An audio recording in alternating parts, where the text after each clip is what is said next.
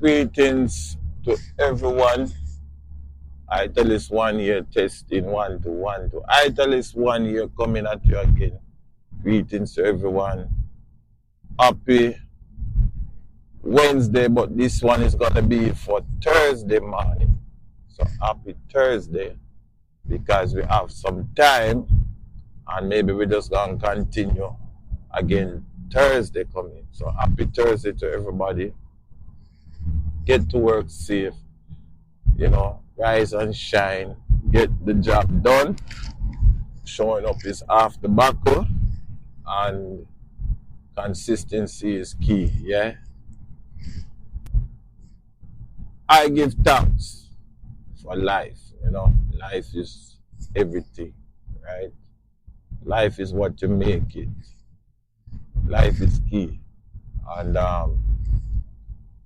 though life brings us some problems sometimes, hey, God is the God of problem. Yeah? God is the God of problem. And, He helps us in situation most of the time. As a matter of fact, all the time. He helps us in our situation. Yeah? And He shows us the way that we should go, right? He shows us how to handle our situations. Now, sometimes we slip up and, we get angry and such and such and such. And sometimes it turns out to be a situation that we don't like or that we could not handle or should not have ended such a manner, but it did happen and it did end and you did handle it in such a manner. What do you do? What do you do? What do you do? Well,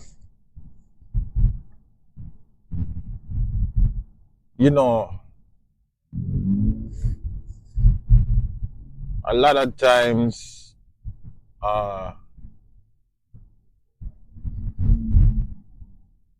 we can't fix what is broken. Yeah. But sometimes what is broken can be fixed. If possible, fix it. You know what I'm saying? Fix it. Let me tell you, man, I believe that, it is something about children, right? And growing up as a child, I remember my mother used to try to keep us so innocent. She was, she tried to shelter us. That's the word, shelter us from the real world. And I used to say to myself,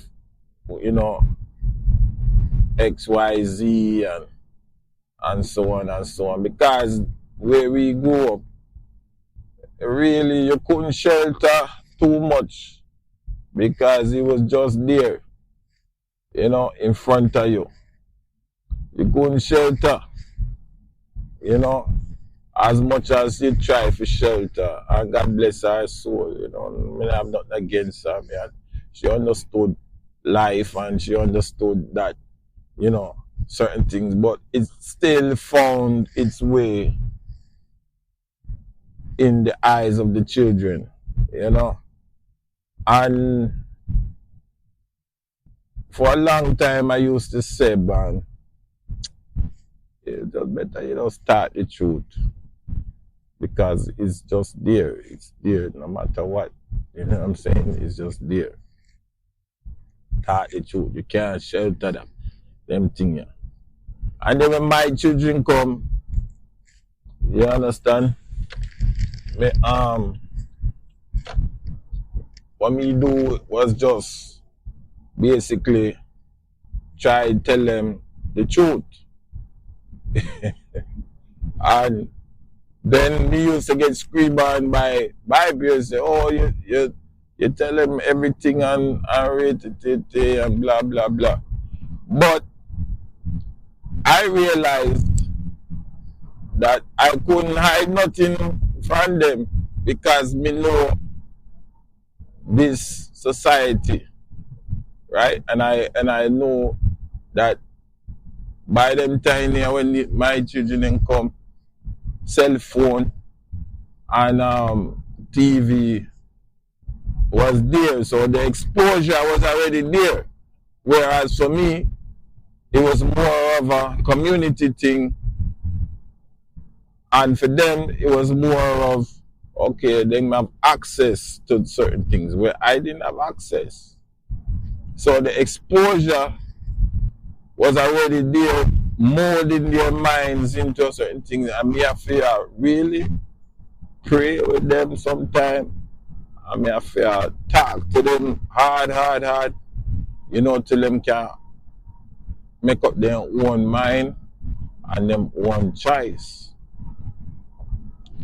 Thanks be to God, it was nothing serious where I had to deal with other than certain, you know, childhood tantrums and things like that. You know what I mean? Well, the foundation was laid, yeah. And there was a few scars, you know what I mean, but nothing broken. But I realized today that, you know, they used to say children grow up fast, but today children grow up even faster. You understand? And them grow up so fast is because of the exposure of the internet, the music, and the culture. You know? So, with all of that transpiring, the youth them are a little more outspoken, whereas I've only become outspoken in my later years. You know, in my later years, when I was a youth man, I was a little more less outspoken. I only speak when I'm spoken to. But the youth there, them not speak when they're spoken to, they speak anyhow. And be had to adjust because me I wonder what go on. Like, am I the parent or the child? You know? And a lot of time the conversations will keep us up all night. Am I the parent or am I the child? You understand? A lot of time you see some parents will encourage the children them. Well, like I said, it was good to a certain extent, but there was a limit, you know what I mean?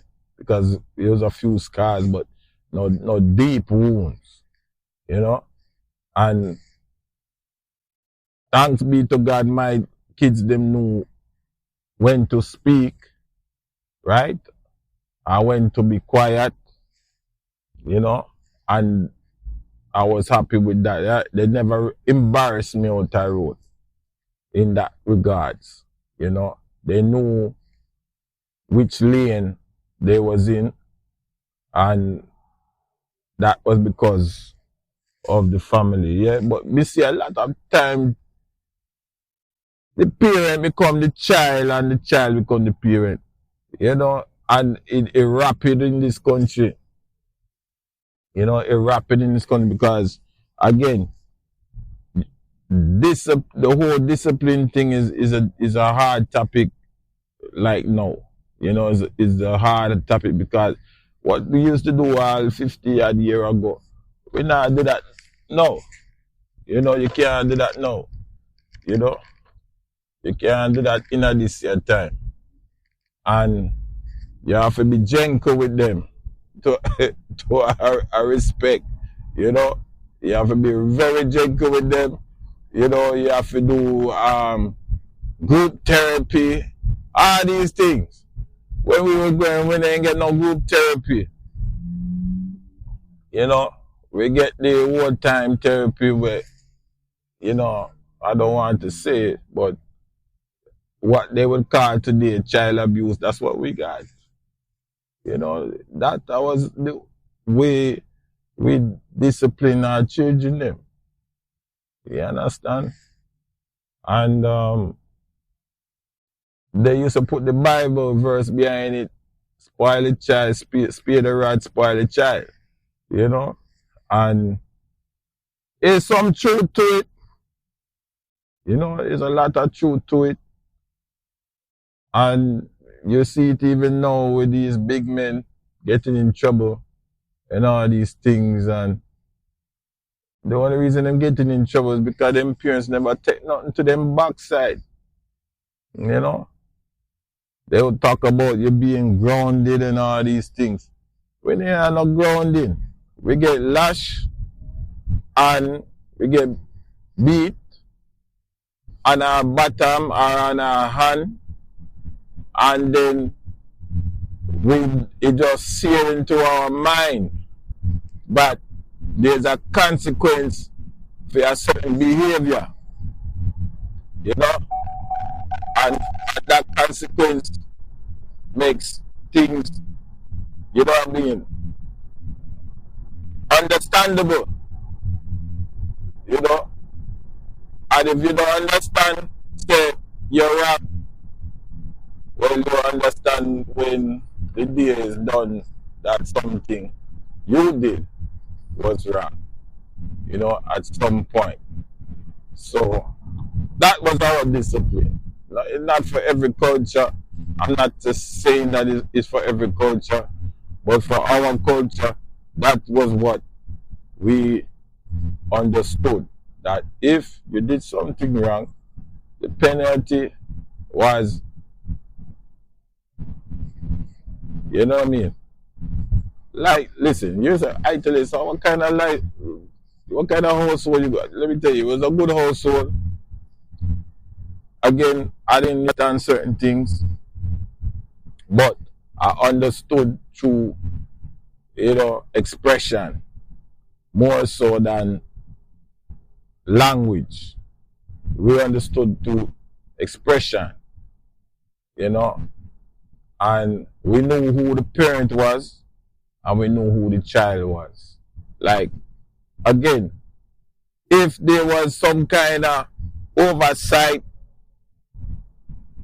probably my parents would have been in jail.